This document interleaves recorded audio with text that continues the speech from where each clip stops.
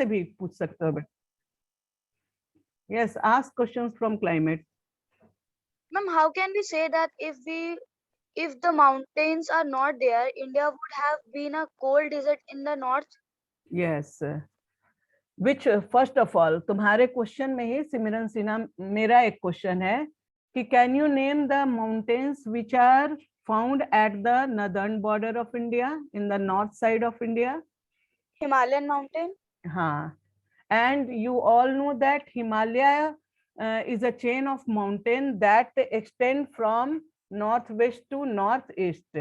करीब करीब 2400 किलोमीटर के लेंथ में वो फैला हुआ है, north west to north east, यानी कि जम्मू एंड कश्मीर से लेकर आपका अरुणाचल प्रदेश तक, और उसके वहां के बाद फिर वो साउथवर्ड बेंड कर दिया गया है, वहां तक हिमालय का एक्सटेंशन पाया जाता है।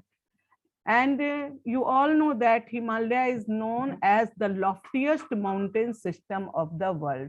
Loftiest means the mountains which contain many high peaks, and Himalaya is known for many high peaks, high mountain peaks in the world.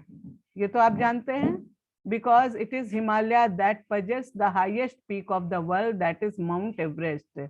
It doesn't matter whether Mount Everest is located in India or Nepal, but that highest peak is located in Himalaya, and Himalaya covers the entire northern border of India. And you know that the average height of Himalaya is about 6,000 metre, ये तो average है, और maximum height तो तुम जान रहे हो कि करीब करीब 9,000 मीटर तक चला गया है माउंट एवरेस्ट का।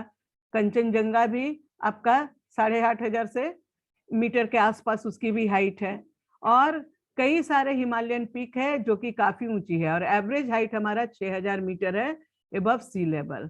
ठीक है, ये हिमालय का एवरेज हाइट है। You all know that all weather phenomenon takes place at the lower layer of atmosphere, और इन जिसको कि ट्रोपोस्फियर कहते हैं उसके भी नीचे के लेयर में, यानी कि 6 मीटर से ऊपर जाएंगे तभी हवा का एक्शन आपका देखने को मिलता है, तेजी से दिखने को मिलता है। आप छत वत पर जाते हो तो अच्छा फ्री फ्लो दिखता है ना। और ये हवा जब मूव करती है Siberia, Siberia which is a part of cold zone which is covered by snow, ठीक है, and the wind that originated from Siberia is very cold wind, very chilled wind, ठीक है ना।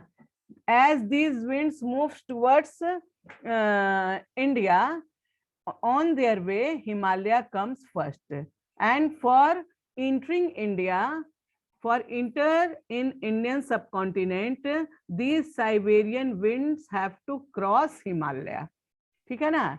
and Himalaya is known for its average height of about 6,000 metre. तो उतना ऊपर जाकर cross ना करने के बजाय वो वहीं से डिफ्लेक्ट होकर लौट जाता है, ठीक है ना, जिसकी वजह से इंडिया में साइबेरिया से आने वाली ठंडी हवाओं का कूलिंग इफेक्ट थोड़ा कम है। अगर ये हवा इंडिया में इंटर कर जाता फ्रिक्वेंटली तो क्या था, पूरा northern plains are converted into cold desert, और जहां पे हम इतना लार्ज स्केल में एग्रीकल्चरल एक्टिविटी प्रैक्टिस कर रहे हैं वो नहीं कर पाते, ठीक है ना।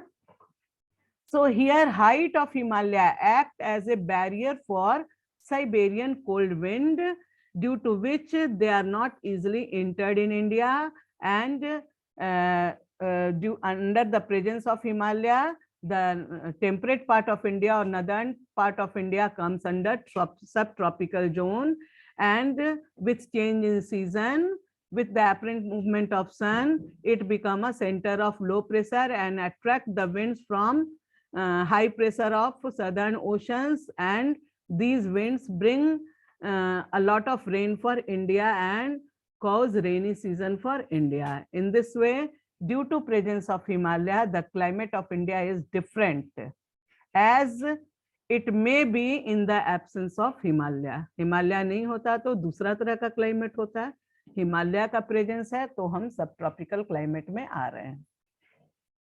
इसका था क्वेश्चन सिमरन का। सिमरन समझ में आ गया बेटा?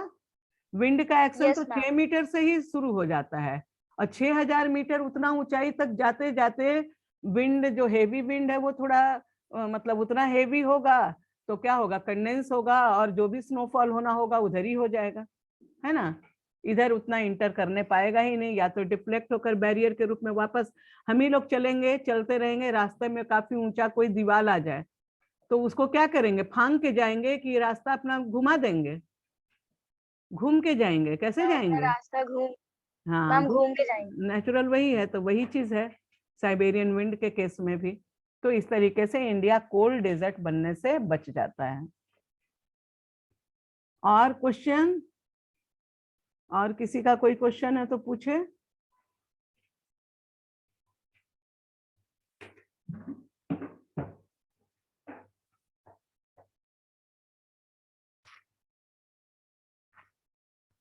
Yes, any questions from your side. जिसको पूछना है वो कलेक्ट करके रखे, तब तक आप डिफाइन कीजिए what do you mean by natural vegetation. Define natural vegetation.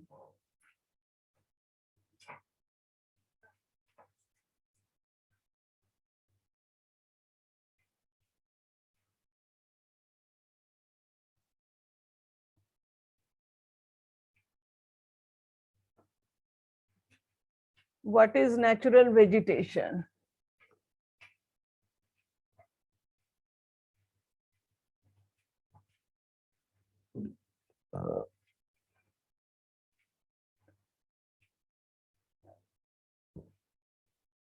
Anyone?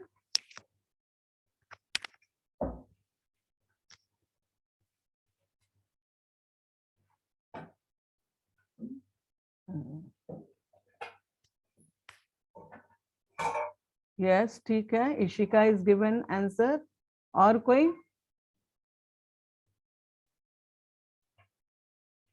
हाँ ठीक है, मानस रास।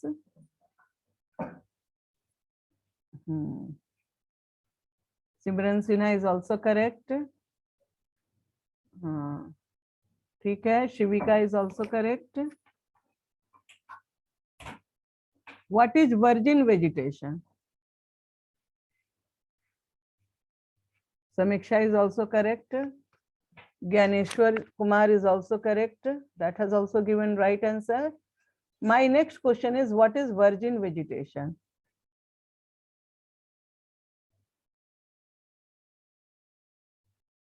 Kumari Kalyani. Yes. Simply, natural vegetation is plant community which is grown naturally in any area. हाँ. Natural vegetation is only virgin vegetation.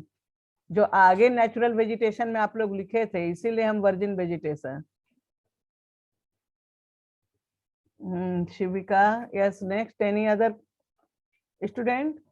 Virgin vegetation refers to those natural vegetation which has grown without any human aid. मतलब बरसात आया उसमें सारा कुछ आएगा।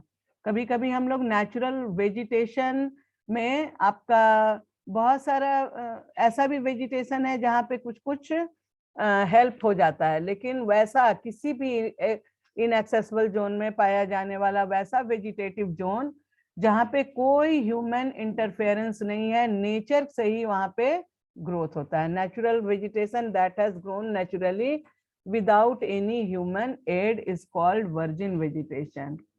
What do you mean by endemic vegetation? What is endemic vegetation?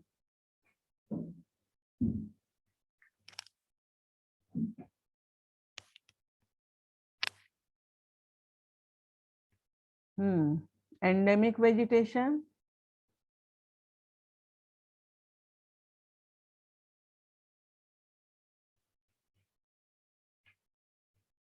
Anyone? Only 30 seconds is given. Time पार हो गया है।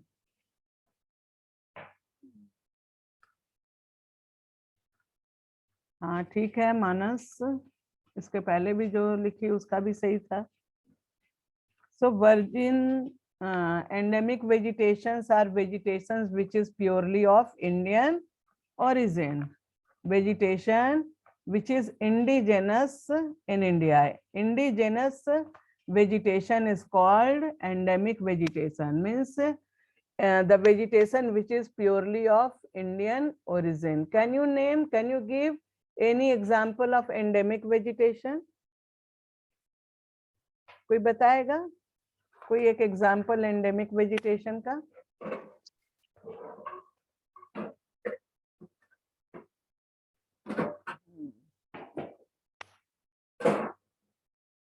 Sharpgandha is given, name is given by Simran.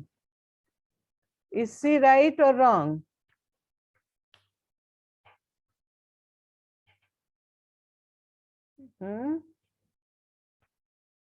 सर्पगंधा नाम बताई एंडेमिक वेजिटेशन का, सिविका, इज शी राइट और wrong? Ma'am मेरे को endemic vegetation के बारे में पता नहीं है। Endemic vegetation refers to the vegetations which is purely of Indian origin, जो इंडिया का ही है, जैसे कि cotton plant. Cotton plant India में ही सबसे पहले इंट्रोड्यूस हुआ था, ठीक है ना, इंडिया में ही अपने आप नेचुरली ग्रो हुआ था और उसको हम तब से खेती कर रहे हैं। टेक्सटाइल इंडस्ट्री हमारा बहुत पुराना इंडस्ट्री है, ठीक है ना, और इंडिया से ही ये दूसरे कंट्री में गया, तो ये इंडिया का इंडिजिनस प्लांट हो गया। नहीं, झूठ कोई ऐसा जरूरी नहीं है कि यहाँ पे कॉटन है। अब हमारा बताओ, what do you mean by exotic plant? Exotic plant किसको कहते हैं? Exotic species?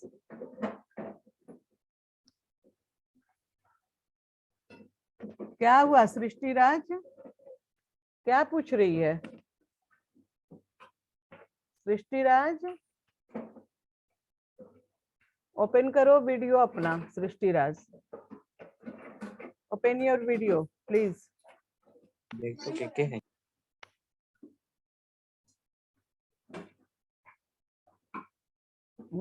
इंडिजिनस था वो।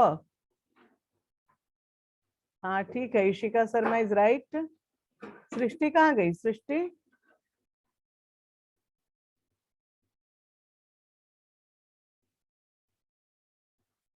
और anyone who can explain exotic plant, exotic species?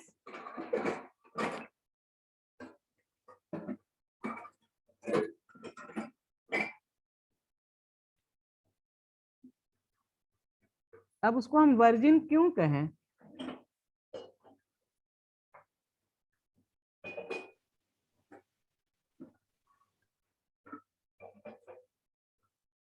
हाँ, Shivika is right. Plant that comes from outside India, कोई ऐसा एग्जाम्पल बताओ जो दूसरे कंट्री में का इंडिजिनस है और हमारे यहाँ वहां से लाया गया हो। बहुत सारे हम लोग प्लांट्स, बहुत सारा आजकल क्रॉस ब्रीड करते हैं, तो बहुत सारा स्पेसिस भी बाहर का आता है, क्रॉस ब्रीड होता है। रेडवुड क्या है जी? हाँ चलो ठीक है समीक्षा। और सबसे पॉपुलर एग्जाम्पल बताते हैं जो कि इंडिया में बहुत ज्यादा प्रोड्यूस होता है, प्रोडक्शन होता है, coffee. Coffee originally belongs to Brazil, हाँ, and it is a tropical plant और equatorial plant. In India it comes from Brazil, and under suitable conditions we are growing coffee in a large scale over the southern plateau, Nilgiri hills, वहां पे हम grow करते हैं and island group में grow करते हैं। So this is the example of exotic plant. वो बाहर का है, वो ब्राजील का इंडिजिनस है और हमारे लिए एक्सोटिक है। कॉटन यहाँ का इंडिजिनस है और यहीं से ब्रिटेन और सब जगह गया है, ठीक है। तो इस तरह के बहुत सारे तुमको मिल जाएंगे एग्जाम्पल। कौन बोला जी अभी? किसका माइक ऑन हुआ था? आकाश का? हाँ, किसका ऑन हुआ था बताओ तो शिविका। मैम आनंद का। आनंद कुमार। आनंद कुमार माइक क्यों ऑन किया था? और कौन था, क्या बात हो रही थी? Anand Kumar, open your video, I want to see you. Anand Kumar, आवाज तो जा रही है, सामने हो भी, शो मी योर फेस। ऐसी कोई बात नहीं है, बताओ, जेन्युइन रीजन होगा तो उसके लिए कुछ नहीं है। या फिर स्नैप वर्क से तुमको ये कर दिया जाए? आनंद आ रहे हो या फिर हम रिमूव करें तुमको?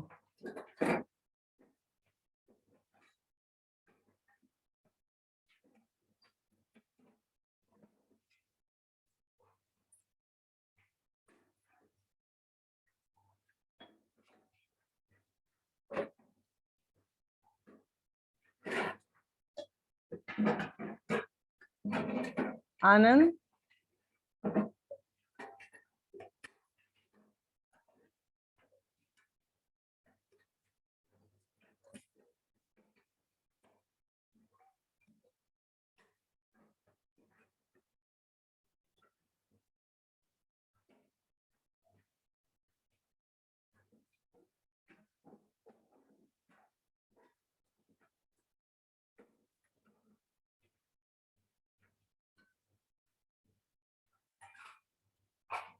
okay, now next question for you. Give some features of ma'am ये चैट बॉक्स में मैसेज कर, कौन कर रहा है? मैम आनंद कुमार। क्या बोल रहा है? मैम लड़ने के लिए वैसे कोई गाली वाली दे रहा है। चैट फॉर एवरीवन में कर रहा है। ओके, हम इसका कौन सेक्शन का नो है? मैम प्राइवेसी में, प्राइवेट मैम पता नहीं। 9A का है आनंद कुमार क्या?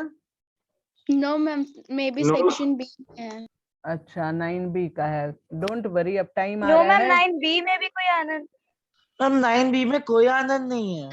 मैम कोई ए आनंद? में भी कोई आनंद मैम नहीं है। 9A में भी कोई नहीं है। ओके, उसको रिमूव कर दिए हैं, उसके बाद भी वो चैट बॉक्स में ये कर रहा है। रिमूव तो कर दिए हम उसको। नो मैम अब नहीं, पहले जो आप बोली ना उसके उसी समय दे। तो इसीलिए इसको रिमूव कर दिए हैं और अभी हम उसको ये कर देंगे, ठीक है?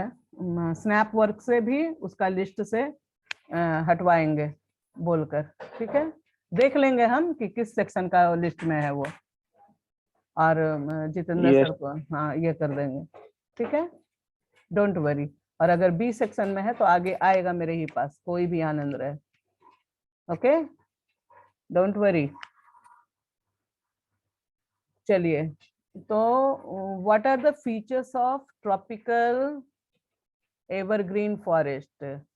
Show your answer through chat box and chat to host ही करना, ठीक है ना? Features of tropical evergreen forest, क्या क्या फीचर्स है?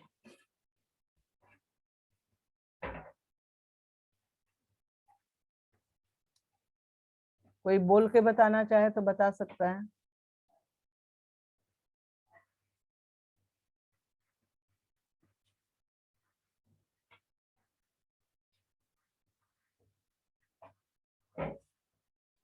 Features of tropical evergreen forest. What is the another name of tropical evergreen forest?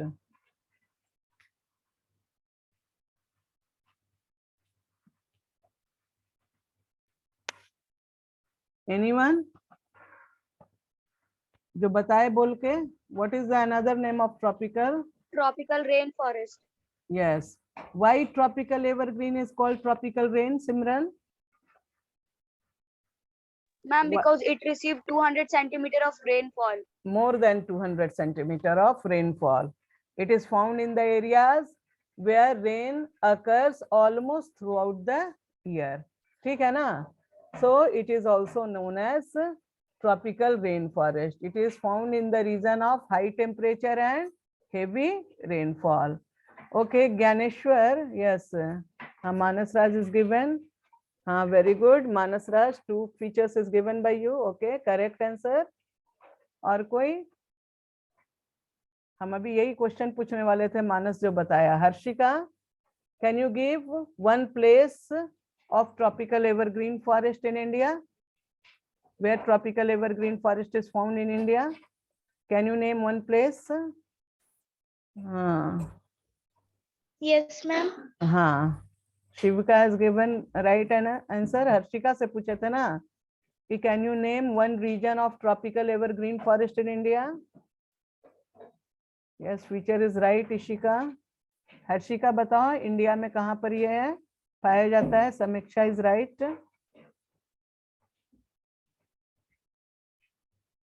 हमारे हर्षिका अभी हम लोग क्लाइमेट पढ़े थे, उसमें 400 सेंटीमीटर से ज्यादा रेनफॉल का एरिया कौन सा था?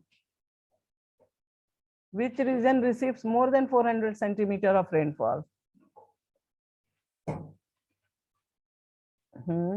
Harsh Kumar, right beta? हाँ, very good, Harsh Kumar. You have given right features.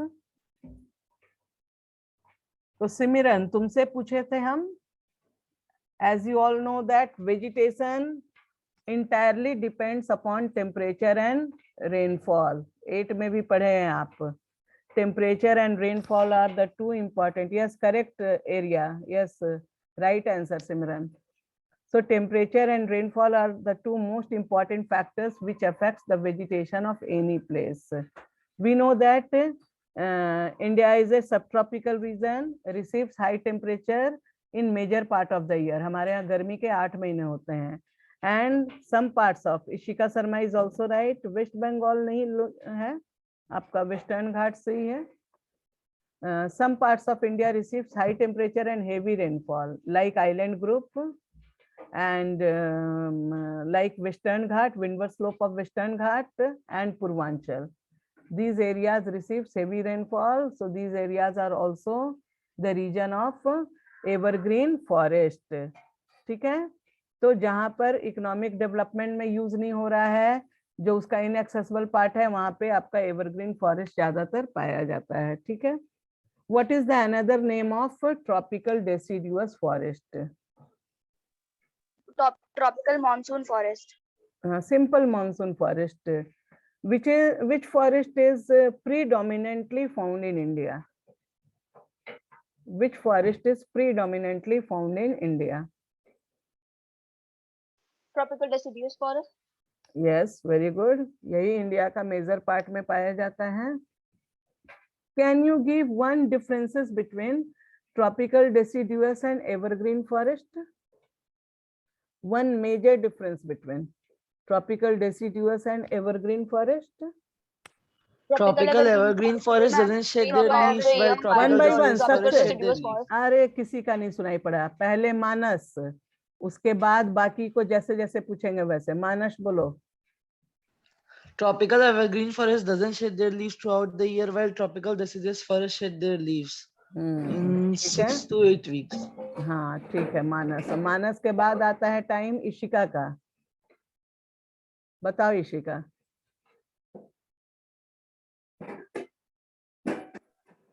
Same answer था. हाँ, सेम answer था.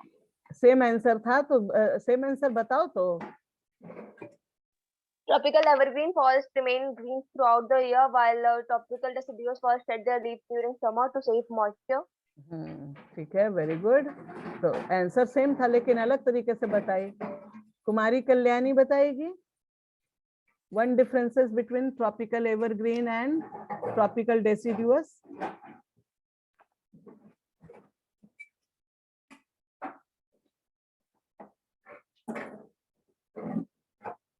कुमारी कल्याणी. शिविका. Ma'am, हाँ बताओ. ma'am, there is no definite time to tree to shed their leaves in evergreen forest, and in deciduous forest, trees of this forest type shed their leaves for about 6 to 8 weeks. हाँ, during dry summer. Why they shed their leaves? Why deciduous forest shed their leaves? What is the main reason To behind minimize it? evaporation during dry season. हाँ, to minimize evaporation or to conserve moisture. You know that deciduous forests are mostly found in the region which receives seasonal rainfall and less than 200 centimeter or 100 to 70 to 200 centimeter, and it experience hot and dry season also in the month of March and April. ठीक है ना, and first half of May. During this time, due to scorching rays of sun, the rate of evaporation is high, and the leaves of trees are dried up. So to conserve moisture and to withstand in dry season also, अपने आप को जीवित रखने के लिए they shed their leaves. और जैसे ही वर्षा की फुहार पड़ती है, धीरे धीरे उसमें पत्ते आने शुरू हो जाते हैं. जबकि एवरग्रीन में ऐसी बात नहीं है. They receive rainfall almost through out the year. तो वैसा कभी भी वैसा ड्राई सीजन, मान लो कि बहुत गर्मी है तो शाम होते होते इक्वेटोरियल जोन में बारिश हो जाती है. तो वैसा नहीं होता है कि बहुत एवापोरेशन हो गया तो नमी भी मिल जाता है. तो उनको ड्राई समर को एक्सपीरियंस करना उतना नहीं पड़ता है जितना डेसिडुअस में. ठीक है, आई बात समझ में. Give some of the important species of plants or trees found in evergreen forest. Evergreen forest का कुछ common species बताओ. Ebony, mahogany, rosewood, cinchona, rubber. हाँ ठीक है. और कोई बताएंगे?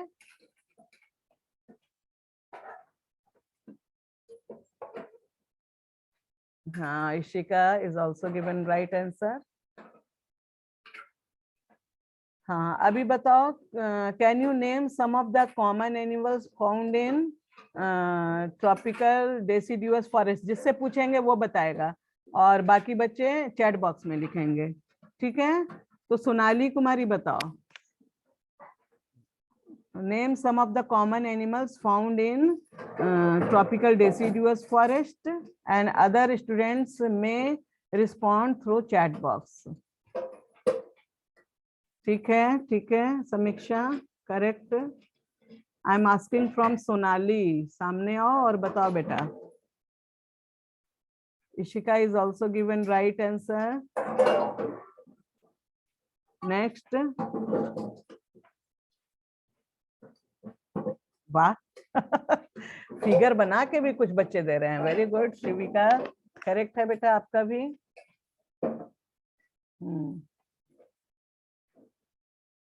सिमरन चली गई, ये सोनाली लीव हो गई. देखो Sonali,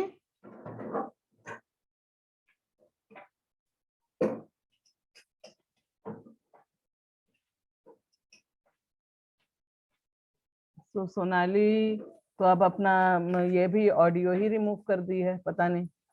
okay, so lion, tiger etcetera example of monkey, deer. These are example of common species found in tropical deciduous forest.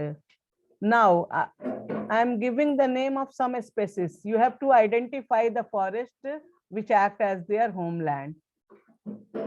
Wild ash and क्या कहते हैं, camel are the species of which forest? Wild ash. Thorn forest.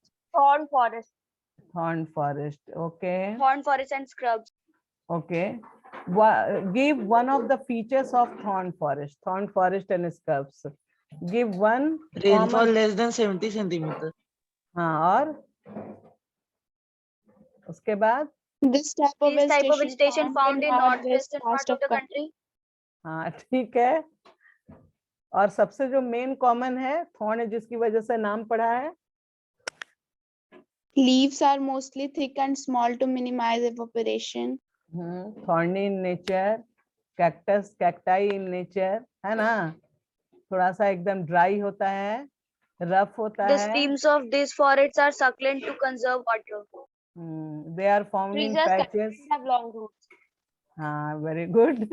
चलो सब सही है, बिल्कुल good, very good.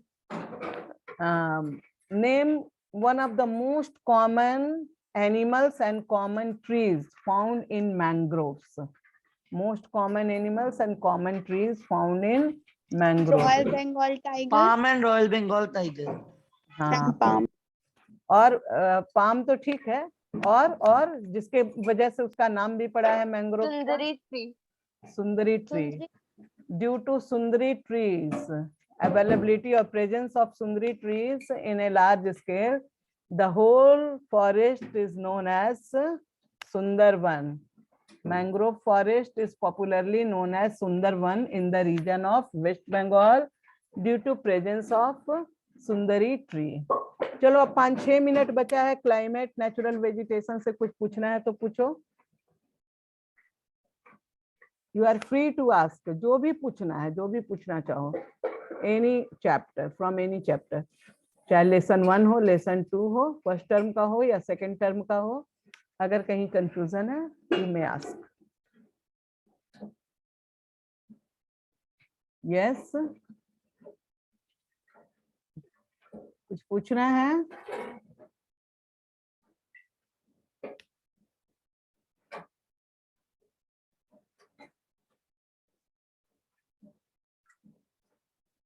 In which year Project Tiger was launched in India? Ma'am, which tiger? Project Tiger. In which year Project Tiger? 1972. No. थोड़ा सा confusion है. कोई और करेक्ट करो इसको. In which year Project Tiger was launched in India? 1973. Yes, this is right. 72 में क्या हुआ था? Wild Protection Act. हाँ, Wildlife Protection Act was started, made. ठीक है ना? Wildlife Protection Act. और उसी के बाद special projects has been started by the country to protect endangered species of India. और इसमें सबसे पहले शुरुआत हुई टाइगर कंजर्वेशन से. प्रोजेक्ट टाइगर 1973 में लॉन्च किया गया under wild life protection act. और उसके बाद project rhino, project wild ass, बहुत सारे. क्योंकि so many species which are found in India, their number is going to be decreasing day by day. And so to protect them, to provide them suitable environment, to protect them from hunting, these protection measures, Protection Wildlife Protection Act was launched in India, and under this scheme many project, special project has also started to protect different endangered and vulnerable species of India. Okay, can you suggest some measures to protect forest and wildlife? Can you suggest some measures to protect forest and wildlife? Stop deforestation. Stop Poaching, hunting wild poaching and animals. hunting should be minimized. हाँ ठीक है. और Start afforestation. हाँ ठीक है. Stop deforestation means beginning of afforestation. हाँ, और New scheme should be launched. National Park to and save Wildlife Sanctuary should be set up. animals. हाँ, 1 by 1 न्यू स्कीम्स, न्यू, वो भी सही है जिसमें कि आप प्रोजेक्ट टाइगर वगैरह दे सकते हैं. और national park, wild life sanctuaries can be made. Deforestation should be done according to need only. Okay. हाँ भाई, डेवलपमेंटल प्रोजेक्ट जहाँ पे बहुत ज्यादा रिक्वायर्ड है वहां पे तो डिफॉरेस्टेशन होगा ही. और इसका एकदम बर्निंग एग्जाम्पल कौन है? आप गया से रांची जाइए, हजारीबाग नेशनल पार्क का एरिया है, वहां पे रोड को चौड़ा करने के लिए, ताकि ट्रांसपोर्टेशन को, free transportation, fast transportation promote किया जा सके, किया जा रहा है. तो स्टॉप डिफॉरेस्टेशन तो है, but unnecessary deforestation should be stopped and growing more and more trees. आप हाँ बोलिए. Ma'am, can I ask one question? हाँ वेरी, हाँ बोलो बेटा, आप जरूर आस्क करो.